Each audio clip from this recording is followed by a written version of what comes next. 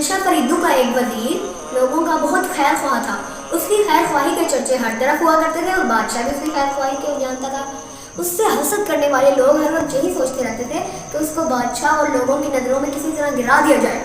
तो एक दिन उससे हसद करने वाले आदमी को उसकी एक बात पता चली तो वो सीधा बादशाह के पास चला गया। उसने बादशाह को कहा, हजरत ये कैसा मौसम हुआ जो लोगों को कर्ज भी तब देता है जब वो इस बात पे मान लेते हैं कि जब बादशाह मरेगा तो वो कर्ज वापस दे देंगे, जब बादशाह मरेगा तो मैं कर्ज तुमसे वापस ले लूँगा। तो बादशाह ने कहा, ऐसी बात है तो उसे अभी मेरे सामने बुलाओ। वो वज़ीर उसके सामने आया और उसने कहा, हजरत बेशक ये आदमी सही कह रहा है, लेकिन इस बात में मैंने एक काम किया है।